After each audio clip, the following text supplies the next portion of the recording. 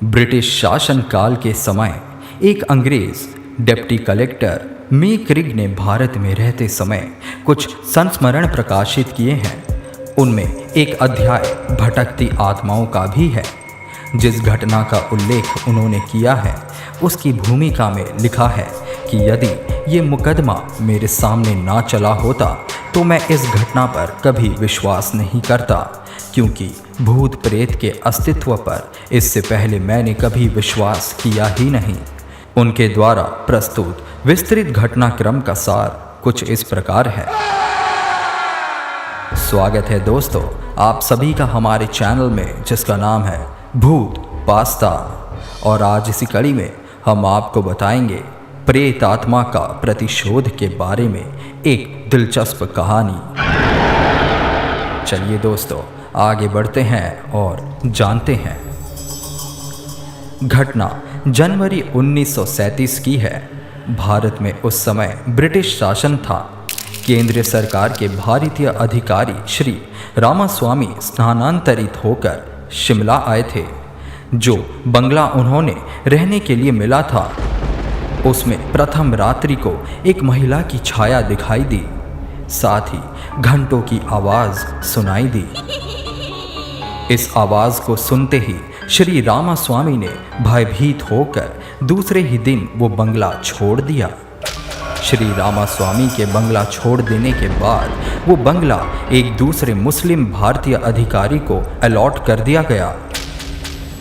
जब ये अधिकारी उस बंगले में रहने गए तो पहले ही दिन ठीक आधी रात के समय एक सफ़ेद पोश महिला दिखाई दी। जहांगीरी घंटों की आवाज़ उसके आने के साथ बंगले में गूंज उठी। महिला की सिसकियाँ स्पष्ट रूप से सुनाई पड़ रही थी। मुस्लिम अधिकारी उसी समय चित्कार करते हुए बंगला छोड़कर भागे तथा उक्त आश्चर्यजनक घटना की सूचना पुलिस तथा उच्च अधिकारियों को दी। सूचना के उपरांत एक पुलिस इंस्पेक्टर ने कुछ सिपाहियों के साथ उस बंगले में पड़ाव डाला। रात के ठीक 12 बजे वही सफ़ेद पोश महिला ऊंची एड़ी की चप्पलें पहने दिखाई दी। पुलिस इंस्पेक्टर ने रिवॉल्वर से लगातार 5-6 गोलियां उस पर चलाई, किंतु उस पर कोई प्रभाव ना पड़ा। पहले सिसकियां तथा फिर ठहाका मारकर हंसने की आवाज़ तथा बाद में जहांगीरी घंटों की आवाज़ सुनते ही इंस्पेक्टर के होश हवास उड़ गए। पसीने से लथपथ इंस्पेक्टर तथा सिपाही उस बंगले से निकलकर भाग खड़े हुए। इस घटना से शिमला ही नहीं वरन दिल्ली की केंद्रीय सरकार भी आश्चर्य में पड़ गई। इसकी जांच के लिए उच्च स्तरीय कार्यवाही करने का आदेश जारी किया गया। प्रेत आत्मा के इस रहस्यमय स्वरूप का मजाक उड़ाते हुए अंग्रेजी सरकार ने दिल्ली से एक अनुभवी एवं साहसी इंस्पेक्टर श्री आगा के नेतृत्व में एक पुलिस दस्ता घटना की जांच के लिए भेजा। इंस्पेक्टर आगा ने सिपाहियों को बंगले के चारों ओर तैनात कर दिया तथा स्वयं डाइनिंग रूम की एक कुर्सी पर बैठ गए।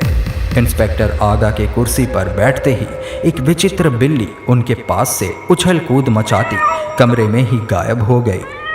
वे भयभीत तो हुए परंतु साहस जुटाकर अपना रिवॉल्वर भरकर सचेत होकर बैठ गए। रात के ठीक 12 बजे उसी सफ़ेद पोश महिला की छाया इंस्पेक्टर के आगे दिखाई पड़ा। इंस्पेक्टर आगा ने अपना रिवॉल्वर संभाला ही था कि छाया ने कहा, ठहरिए, आप एक नेक तथा चरित्रवान अधिकारी हैं। मुझ अबला पर बिना किसी कारण क्रोध क्यों करते हैं? वैसे आपका रिवॉल्वर मेरा कुछ नहीं बिगाड़ सकता है। ये सुनकर इंस्पेक्टर आगा सहम गए तथा नम्रता से बोले, आप कौन हैं? क्या अपना परिचय मुझे देंगी? छाया ने कहा, मैं एक पीड़ित औरत हूँ। क्या आप मेरी पीड़ा दूर करने में मदद कर सकेंगे? यदि आप वायदा करते हैं तो मैं आपको एक बहुत बड़ा रहस्य बताऊंगी। इंस्पेक्टर आगा ने तुरंत कहा, मैं आपसे वायदा करता हूँ, मैं आपकी पूरी मदद करने की कोशिश करूँगा।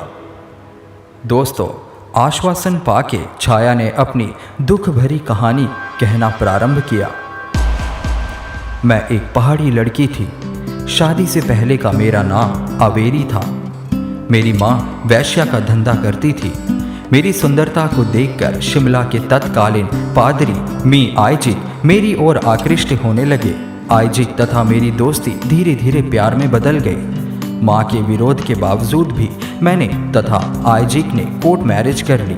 आइजिक को भी अपने माता पिता का विरोध सहना पड़ा। ये बंगला उस समय आइजिक का ही था तथा हम दोनों इसी में रहते थे। मेरी माँ मुझे भी वैश्या के रूप में देखना चाहती थी, किंतु मैंने वैसा ना करने का संकल्प कर लिया था। इंस्पेक्टर आगा ने पूछा, फिर आगे क्या हुआ?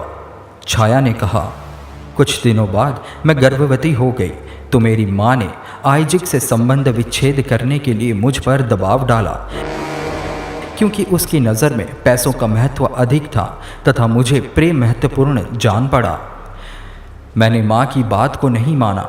इसी दरमियान आइजिक के पिता का तार आया, जिसमें उसे तुरंत बुलाया गया था। आइजिक ने मुझे बताया कि अगर वो नहीं गया तो उसके पिता की लाखों की संपत्ति उसके हाथों से निकल जाएगी। मैंने उसे प्रसन्नतापूर्वक विदा किया तथा बंगले में अकेली रहने लगी। लगभग 2 महीने बाद आइजिक वापस आया तथा प्रेम प्रदर्शित करते हुए चुंबन लेने के बहाने मेरे गले में रुमाल फंसाकर मेरी हत्या कर दी। इंस्पेक्टर आगा ने आश्चर्यचकित होकर पूछा, आगे क्या हुआ, बताओ। छाया ने कहा, हाँ सुनिए, मेरी लाश पीछे वाले कमरे के बीचों बीच गड़ी है। पलस्तर उखाड़ने पर एक पत्थर के नीचे मेरे शव के अवशिष्ट भाग अब भी मिल जाएंगे। आइजिक का रुमाल तथा जेब का कुछ सामान भी उसी में पड़े मिल जाएंगे। इंस्पेक्टर साहब, मैं चाहती हूँ कि आइजिक पर मुकदमा चलाकर उसे प्राण दंड दिलाया जाए। इस संबंध में मैं आपकी हर संभव सहायता करूँगी। दोस्तों, इतना कहकर वो छाया गायब हो गई। इंस्पेक्टर आगा ने आवेरी के पूरे कथनों को नोट कर लिया तथा अपने उच्च अधिकारियों को इस घटना से अवगत कराया। फौरन इस बात की सत्यता का पता लगाने के लिए एक मजिस्ट्रेट के समक्ष उस कमरे की खुदाई की गई। एक महिला के शव के साथ एक रुमाल तथा अन्य सामान भी मिला। इतना प्रमाण मिलने पर आइजिक के विरुद्ध हत्या का मुकदमा दायर करा दिया गया। मुकदमे में आइजिक के वकील ने कहा, यदि ये बयान जो इंस्पेक्टर आगा ने नोट किए हैं आवेरी के हैं तो उसमें उसके हस्ताक्षर क्यों नहीं है? इंस्पेक्टर आगा ने समय मांगा तथा दूसरे दिन उसी बंगले में आवेरी की छाया की प्रतीक्षा करने लगा, किंतु छाया समय से पहले ही उस कमरे में उपस्थित थी। उसने गलती स्वीकार करते हुए कहा, आगा साहब, आप कागज़ टेबल पर रखें तो हस्ताक्षर कर देती हूँ। इंस्पेक्टर आगा ने उसके कहे अनुसार कागज़ टेबल पर रखा तथा देखता रहा। कागज़ पर लिखा गया, मैं बयान देती हूँ कि मैंने जो कथन इंस्पेक्टर के समक्ष दिए हैं वे मेरे ही हैं। उक्त बयानों में मेरे ही हस्ताक्षर हैं। हस्ताक्षर आवेरी। अगले दिन कोर्ट खुलते ही मामला पेश हुआ। वकील तथा जज सभी आश्चर्यचकित थे। ठीक वही हस्ताक्षर जज की फाइल में बंद आवेरी के बयानों में भी पाए गए। पुनः बचाव पक्ष के वकील ने प्रश्न किया, यदि आवेरी हस्ताक्षर कर सकती है तो कोर्ट में आकर बयान दे या कोई ऐसा प्रमाण या सबूत दे जिससे ये विश्वास किया जा सके कि वे हस्ताक्षर आवेरी के ही हैं। समय मांगकर इंस्पेक्टर आगा वापस रात में आवेरी से मिलने गया तथा उसे सारी बात बताई तो आवेरी ने बॉम्बे से भेजा गया आइजिक के पिता का तार वो कोर्ट मैरिज के कागजात के बारे में बताया तथा उन्हें कहाँ बंगले में रखा गया है। आवेरी ने यह भी बताया आइजिक के पिता की मृत्यु हो चुकी थी। ये झूठा तथा फर्जी तार आइजिक ने मुझसे पीछा छुड़ाने के लिए मंगवाया था। कोर्ट में पहुंचकर इंस्पेक्टर आगा ने आइजिक के नाम का जाली तार व विवाह के कागजात प्रस्तुत कर दिए। आइजिक ना तो ये सिद्ध कर सका कि उसने आवेरी को तलाक दिया था, ना ये बता सका कि वो कहाँ है। अंततः आइजिक ने अपना अपराध स्वीकार कर लिया और उसे फांसी की सज़ा सुना दी गई। प्राण दंड के निर्णय के दिन इंस्पेक्टर आगा पुनः बंगले में गए। जब वो उसी कमरे में आवेरी का इंतज़ार कर रहे थे तो अचानक उन्हें नींद की झपकी आ गई। स्वप्न में आवेरी की छाया ने उन्हें धन्यवाद दिया तथा कहा, अब मेरी आत्मा को पूर्ण शांति मिल गई है तथा अब इस छाया शरीर से मुक्त हो रही हूँ, अतः भविष्य में आपसे ना मिल सकूंगी। आपने जो कुछ भी मेरे लिए किया है, इस एहसान का बदला मैं नहीं चुका सकती, परंतु मेरी ये इच्छा है कि बेडरूम के पीछे वाली खिड़की के नीचे एक बक्सा गड़ा है, उसे आप खोद कर निकाल लें तथा अपनी धर्मपत्नी को मेरी हार्दिक भेंट के रूप में उसे दे दें। इतना कहकर वो छाया गायब हो गई। सुबह होने पर इंस्पेक्टर आगा ने वो स्थान खुदवाया।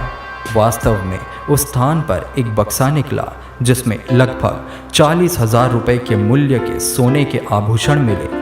इंस्पेक्टर आगा ने पूरी ईमानदारी के साथ बक्से को सरकारी खजाने में जमा कर दिया, परंतु अंग्रेजी सरकार ने इंस्पेक्टर आगा की ईमानदारी तथा सफल प्रयासों के पुरस्कार स्वरूप वह पूरी संपत्ति उन्हीं को दे दी।